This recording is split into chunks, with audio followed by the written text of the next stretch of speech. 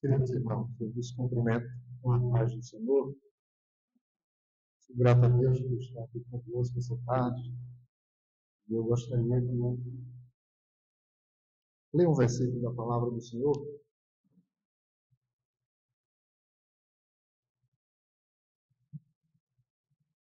Romanos, capítulo 11, versículo 16.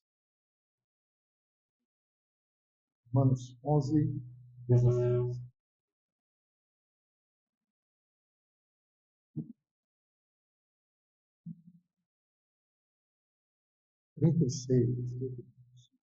Romanos 11, 36. Diz assim a palavra do Senhor.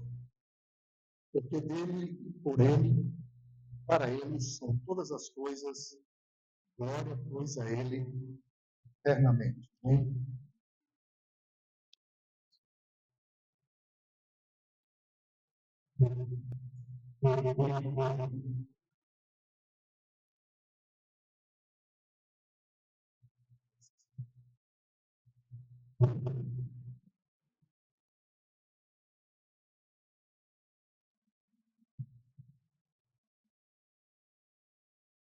Amém? Ficou melhor, né? Meus irmãos, hoje coube a minha responsabilidade de trazermos uma orientação sobre a suficiência da graça na evangelização. É bem verdade que o tema central de todo este evento de inverno, essa conferência de inverno, que trata sobre a maravilhosa graça e foi subdividido em outros temas. De uma forma geral, não são temas de uma fácil compreensão. Contudo, é necessário que a gente tente abordar de uma maneira que seja, pelo menos, mais prática. Né?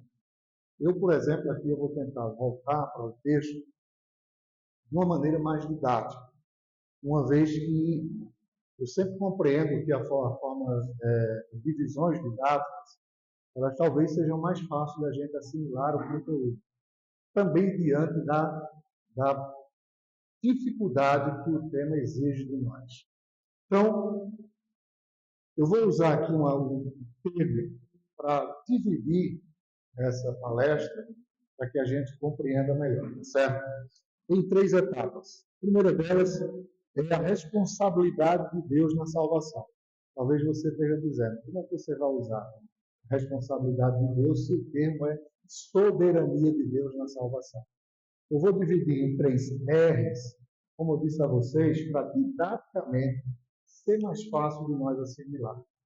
Então, a responsabilidade de Deus na salvação, a responsabilidade humana nos seus atos e a responsabilidade cristã na evangelização. Ficou melhor? Deu para entender? Quem quiser pedir ajuda universitária, eu sou o primeiro. Então, é só para a gente, didaticamente, a gente compreender, certo? Quando eu falar responsabilidade de Deus, eu estou me referindo à soberania de Deus. Tá certo? Então, vamos lá. A pergunta que a gente precisa fazer é: se Deus controla todas as coisas, por que evangelizar? A soberania de Deus, precisa entendermos, portanto, a soberania de Deus, ou seja, a responsabilidade de Deus, a responsabilidade humana e a responsabilidade cristã.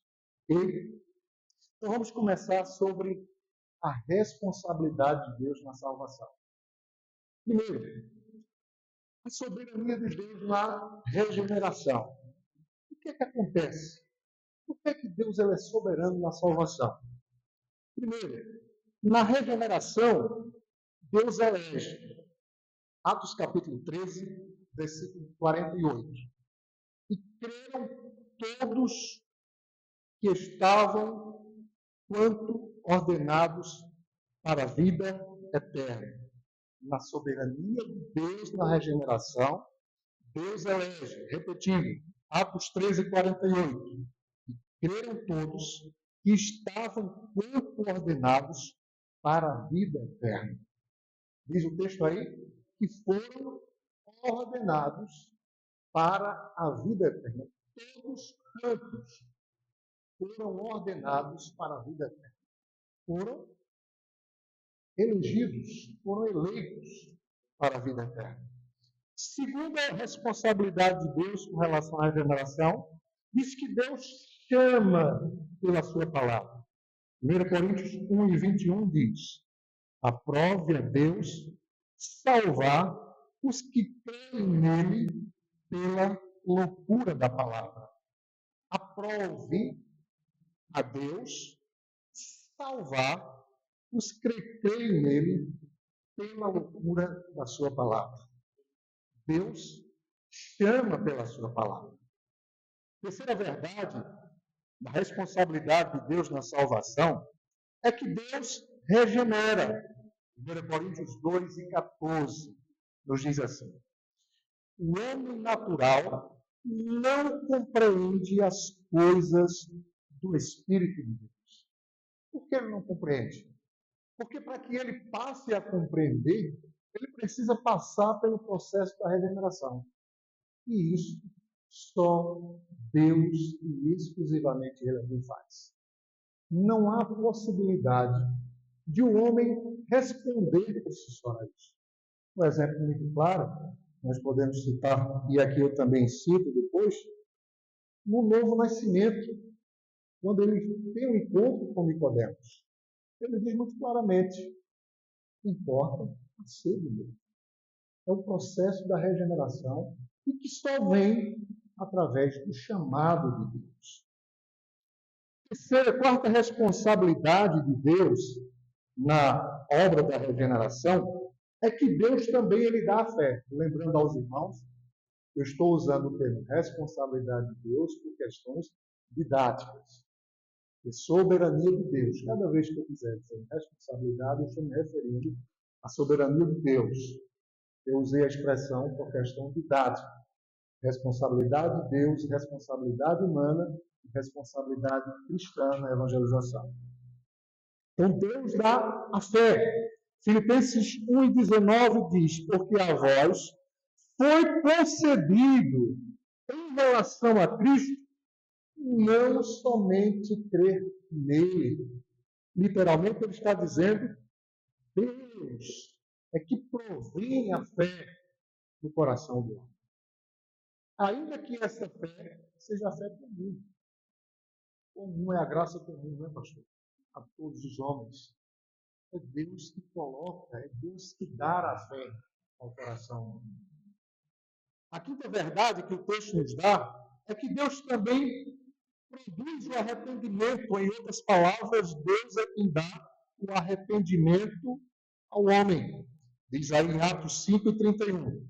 Deus revelou príncipe salvador para dar a Israel o arrependimento e a remissão de pecados. Deus é quem dá o arrependimento ao homem. Então, quando você vê alguém assim, dizer: eu encontrei Jesus, está errado, quem estava perdido era você, não era ele não. Então, quem encontrou você foi Cristo. E eu e você é quem estávamos perdidos, não ele. Então, o arrependimento no coração do homem é promovido por Deus. Não existe qualquer expressão que você utilize aí, que o homem diz: eu me arrependi, é obra de Deus no coração. Tem aqui que está claro, irmãos? Eu estou tentando ser o mais prático possível, pastor, diante de um tema que é muito difícil, e mais didático possível para a gente tentar assimilar. Ok?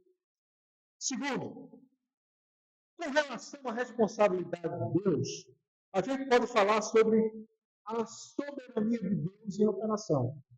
Ou seja, aí eu vou usar a mesma expressão, a responsabilidade de Deus em operação. E o texto diz o que eu li: porque é por dele, por meio dele, e para ele são todas as coisas. A ele, pois, a glória eternamente. Amém? Qual o método que Deus utiliza para essas duas classes de pessoas? Justos e ímpios. Qual o método? Qual o critério que Deus estabelece na sua soberania para lidar com essas pessoas? O justo e o ímpio. Primeiro, com relação aos justos, Deus utiliza pelo menos esses 4 métodos aqui.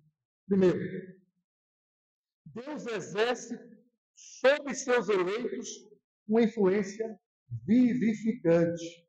Diz aí em João 3:3, que fala sobre o novo nascimento. Então, Deus vivifica o homem através do novo nascimento. O que acontece? O método de Deus de lidar com os justos é: ele exerce sobre os seus eleitos uma influência vivificante. Segundo método que Deus utiliza em lidar com os justos na sua soberania em operação, é que Deus exerce uma influência de poder. Efésios 1:18, versículo 19, diz: qual a suprema grandeza do poder de Deus para com os que crerem. É como se Deus, na expressão aqui, fosse dinamizante. Deus exerce uma operação de poder sobre os justos, uma operação de influência total, poderosa, sobre o coração dos seus servos. O terceiro método que Deus usa com relação aos justos, na sua soberania em operação, é que ele exerce uma influência orientadora. Diz aí em Salmo 40, versículo 41, versículo 14. Este é Deus, nosso Deus, para todo sempre, ele será nosso guia até a morte.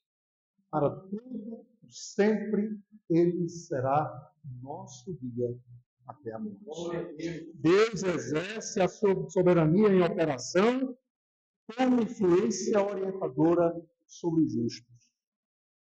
Quarto lugar, qual o método que Deus usa na sua soberania sobre os justos? Deus exerce uma influência preservadora. Salmo 97, versículo 10 diz: pois o Senhor ama a justiça, não desampara os seus santos, porque eles serão preservados para sempre. Serão preservados para sempre. Esse é o método de Deus com relação, na sua soberania em operação, com relação aos justos. O método de Deus, como lidar com os ímpios na sua soberania. Primeiro, como é que Deus exerce esse método com relação aos ímpios? Primeiro, Deus exerce uma influência restringidora. Gênesis 20, verso 6 diz: bem sei que com sinceridade de coração fizeste isso, daí a ter impedido eu de pecares contra mim. Isso faz referência àquele caso lá de Sara, mulher de Abraão, em que ele quase iria ter um relacionamento com a esposa de Abraão, mas Deus se apresenta a ele e Deus diz isso aqui a ele. Quem era o dito cujo lá, né? Expressão bem comum. O ímpio, que não temia Deus, que vivia distante dos caminhos de Deus. Mas Deus exerce sobre ele um método de influência restringidora. Deus restringe a ação dele com relação a outras condutas. Percebe? Então, Deus ele exerce sobre o ímpio ações restringidoras. Então, dá um exemplo aqui também. Às vezes a gente pensa que a sociedade, falando aí um pouco da depravação total, não quero entrar nesse tema que não compete a mim, mas às vezes as pessoas acham que olham para você hoje porque você é cristão, porque você conhece o Evangelho, porque você teme a Deus, e você se comporta porque é fruto da sua conduta, de um bom caráter, de índole, genético. Não. É porque Deus, na sua infinita misericórdia, ele colocou meios que faz com que os homens, até nas leis naturais, nas regras, imponham limites sobre eles. Por exemplo, por que você acha que nós hoje não estamos passando aí à vontade nos semáforos de Belo Jardim? Porque hoje sai na foto, né, pastor? Já sai o registro direto. É uma lei que restringe, que coloca limites para que você não avance. E Deus faz a mesma coisa. Não é porque somos bons. Ele coloca limites sobre o homem, é uma regra sobre o homem, que ele não consegue avançar. Então, as legislações humanas, a jurisdição humana, são através disso que Deus também governa com seus decretos. É através disso que ele põe restrições ao homem para que ele tenha limites. Percebe?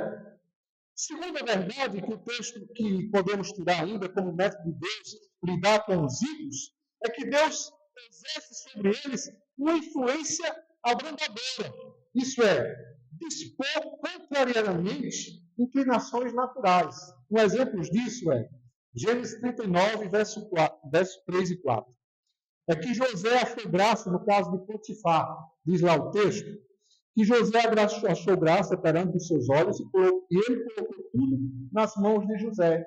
Ou seja, qual foi que houve aqui? Houve uma ação contrariamente à inclinação de Potifar. Só vivia no Egito. O egípcio, José é um hebreu. A lei natural de Potifar era se comportar contrariamente hebreu contra os seus valores. Mas o texto, aqui, diz claramente que ele achou graça em José, diante dos olhos de Potifar, e Deus age de um método o quê? Abrandadora. Ele abranda a tal ponto que ele faz com que Potifar se incline contrário à sua natureza e beneficie a vida de José. Então, quantos exemplos a gente pode ver isso na nossa vida, no dia a dia? Vamos citar aqui alguns irmãos, algumas irmãs, que às vezes trabalha para ímpio. O ímpio é mau, é perverso, mas ele trata você bem, não é só porque você é crente, é porque Deus age de forma abrandadora, contrariando a notícia dele, aliás, contrariando a natureza dele, para beneficiar você. É o que aconteceu com José. Em quarto lugar, como é que Deus age no método de lidar com os ídolos? É que ele exerce uma influência direcionadora. Diz lá em Gênesis 45, 7. O sentido aqui é que o mal que pretendiam fazer se resulta em bem. Ou seja, o método de Deus utilizar aqui, de influência direcionadora, é exatamente isso. Que o mal que ele pretendia fazer com alguém, ele torna em bem. É o que acontece com José no capítulo 45, versículo 7 de Gênesis. Diz, Deus me enviou diante de vós para conservar a vossa sucessão na terra e para vos preservar a vida por um grande livramento. Certo? Deus converte o mal que os irmãos de José haviam projetado contra ele para um bem. Ou seja, aqui é Deus age com influência direcionadora. Deus é compreensível. Em quarto lugar, é que Deus exerce uma influência endurecedora com relação ao ímpio. Diz lá em Êxodo 4, verso 21. Eu lhe endurecerei o coração. Deus exerce uma influência endurecedora. Exemplo muito claro, né? Moisés poderia chegar lá se achando que era o cara na linguagem de hoje, né? Linguagem comum para a gente aqui, e por ter passado tanto tempo no Egito, e sido toda a cultura, toda a influência, toda a formalidade, toda a metodologia, eu poderia achar, não estou dizendo e a Bíblia não diz, nós estamos dizendo que ele poderia se achar que era suficientemente capaz para exercer influência sobre o faraó e conseguir ali o benefício de trazer o povo, libertar o povo. Mas Deus diz que ele endureceu o coração do faraó. Então Deus ele exerce uma influência direcionadora. Então, irmãos, essa primeira abordagem aqui sobre a soberania de Deus é porque só assim eu acho que só assim a gente vai compreender um pouco sobre a suficiência da graça na evangelização. Então, essa foi a responsabilidade de Deus na salvação, e agora vem a responsabilidade humana nos seus atos. Aqui eu vou me ater muito pouco, um assunto bem mais complexo do que os demais, não é, pastor? Isso eu transfiro para o pastor responsável. Mas eu quero só deixar aqui uma palhinha com relação a isso. Nós temos muita dificuldade em compreender a soberania de Deus e a responsabilidade humanas, porque elas fazem uso daquilo que chamamos de antinômios. Né? Isso mesmo, né? Antinômios. E é o que acontece, que são uma possível contradição em coisas que exercem o mesmo significado. Exemplo, parece que existia uma contradição na relação da luz, na física. A física sabemos da luz. E eles sabem que a luz é formada por ondas. Mas descobriu-se que também a luz tem partículas. E agora? As ondas vão anular a partícula? As partículas vão anular as ondas? Elas se completam. Mas, por exemplo, com relação à doutrina da Trindade. Você crê na Trindade? Você sabe explicar? Mas nós temos que saber. Com relação à natureza de Cristo, ele é 100% Deus, 100% homem. Vamos explicar isso. Mas elas se completam. A mesma coisa com a responsabilidade do homem em seus atos. O homem é completamente responsável. Deus é soberano, mas o homem responde por seus atos. Ok? Tudo certo? Parar por aqui, viu? Então vamos lá. A responsabilidade com relação, agora sim, específico, à evangelização.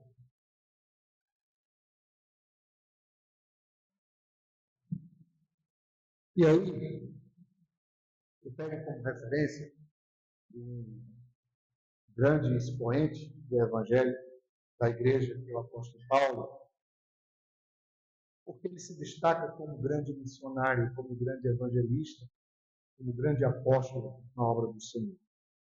Então, o que Paulo nos ensina? Quais eram os objetivos de Paulo na evangelização? Vamos tentar compreender como Paulo se comportou com o que ele fazia. Porque a pergunta é, se Deus é soberano, se ele salva, aqui a gente evangelizar. Não é? Aqui. Fica essa pergunta. Mas nós vamos tentar responder aqui. Essa é menos difícil. Né? É menos difícil. Pelo menos aparentemente. Vamos lá.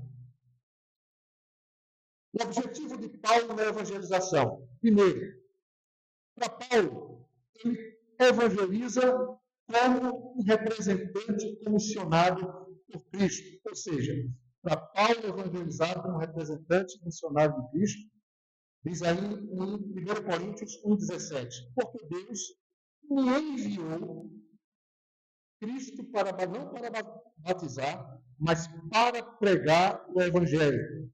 Paulo se considera, como ele se considera em virtude desse mesmo nessa comissão. Aí ele cita três coisas.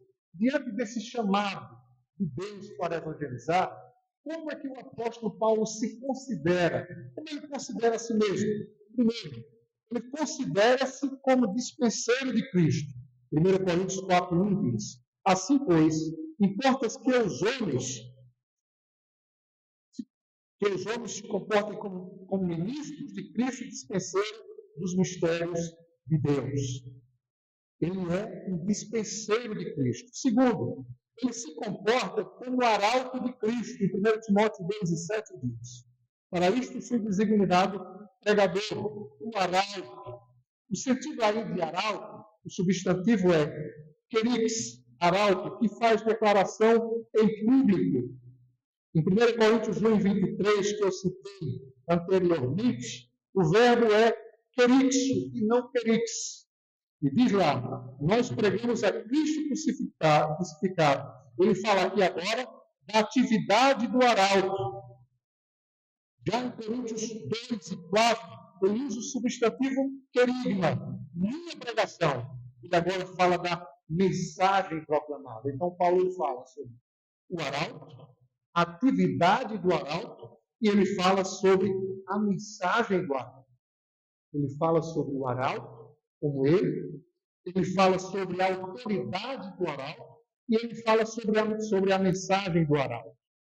Portanto, Paulo agia com isso, como escravo, mordomo, porta-voz, orador e embaixador de Cristo.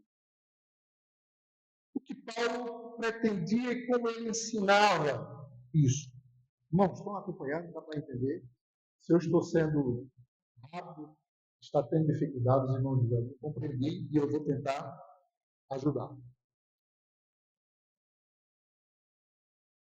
O primeiro objetivo era esse do apóstolo Paulo, com relação a seu representante de Cristo. Portanto, como é que Paulo agora se ensinava? Qual era o propósito, o objetivo de Paulo ao ensinar a verdade sobre Cristo? O que é que estava enfatizado? Se ele era um mensageiro, era um arauto, ele tinha um propósito a evangelizar. O que era que ele pretendia ao evangelizar? E aí ele diz algumas coisas. Primeiro, o objetivo de Paulo ao evangelizar era ensinar a verdade de Cristo. Diz aí em 1 Timóteo 1, fui designado mestre. O sentido de Paulo aqui de mestre é que ele sente o objetivo de responsabilidade de proclamar o Evangelho. O objetivo dele é que ele ensine a verdade de Cristo. Por isso que ele usa a expressão fui designado mestre. Ou seja, fazer a mensagem do Evangelho ser entendida, ser compreendida pelo pecador. A mensagem do Evangelho precisa ser clara, transparente, objetiva, para que o pecador ele consiga assimilar a mensagem do Evangelho. Segundo objetivo de Paulo com relação à pregação do Evangelho era converter os ouvintes a Cristo. E parece, mais uma vez, uma contradição. Se Deus é soberano e quem converte, por que Paulo queria converter as pessoas a Cristo? Mas aí, por exemplo, no Novo Testamento, há 3 referências no sentido do verbo, de que o verbo não é Deus, mas sim o pregador. E aí aqui está o sentido. A palavra é, no grego, epistrepo. É isso mesmo? Para quem é grego aí, pastor? É essa mesmo a expressão? Epistrepo ou epistrepo? É mais ou menos isso. Tá bom, fica nessa aí, nós dois, tá bom? O sentido é voltar-se, tá certo? Voltar-se. E no Novo Testamento, há 3 referências em que o sentido de converter alguém, do voltar, levar alguém a se voltar, é do homem. Olha a expressão aí.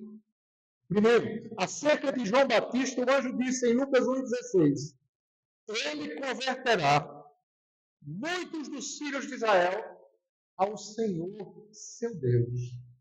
Observa aí. Não é Deus, mas o homem.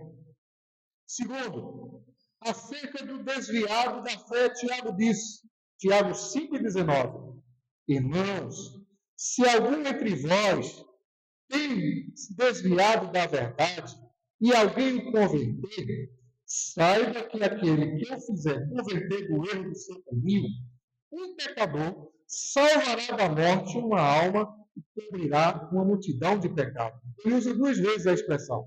Alguém converter e fizer converter. Observe que Paulo e Tiago está se referindo a um homem, não a Deus. A outra expressão também que diz, faz uma referência, não a Deus, mas ao homem, diz aí, acerca de Paulo, Cristo disse, Atos 26 e 17, livrando-se deste povo e dos gentios, que agora te envio, para que abrires os olhos e das trevas e converteres a luz. Então, o objetivo de Paulo, primeiro, ensinar a verdade de Cristo. Converter seus ouvintes a Cristo.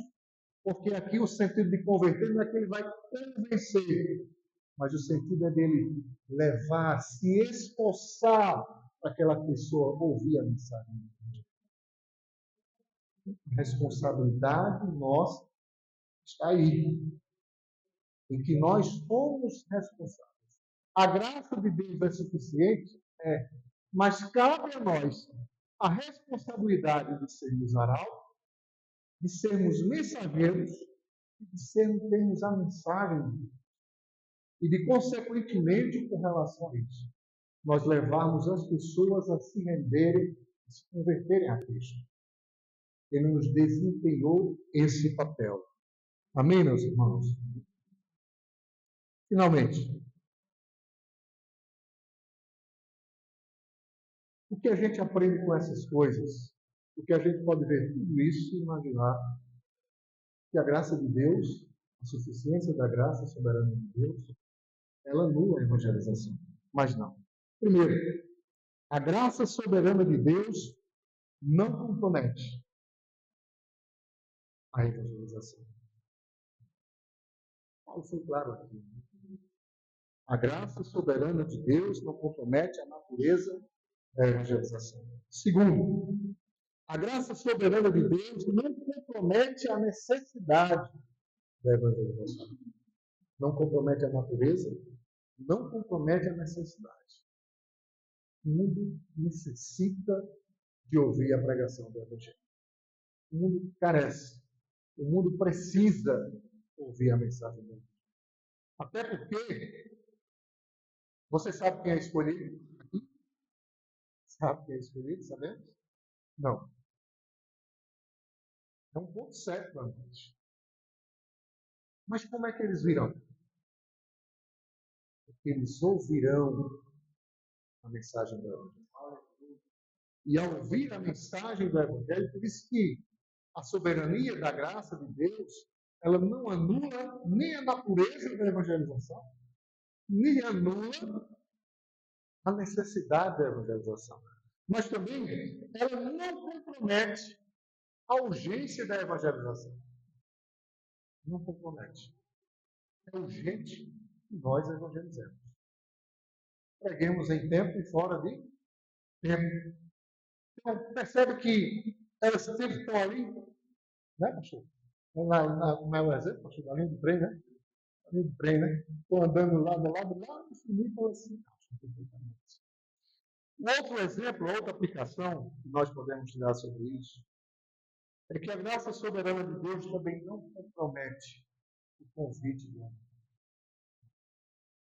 Não compromete a natureza, a necessidade, a urgência, mas não compromete o convite do Evangelho. Quando eu estou dizendo o convite do Evangelho, é aquele que você faz assim: quem quer aceitar Jesus? Não é isso? Falando do convite já da mensagem do Evangelho, ela já move do coração do homem, chamando para o arrependimento, convocando para o arrependimento. Então, a soberania de Deus, a suficiência da graça, não anula a evangelização. Portanto, para aqueles que achavam que acreditar na soberania de Deus é sinônimo de comodismo, está equivocado.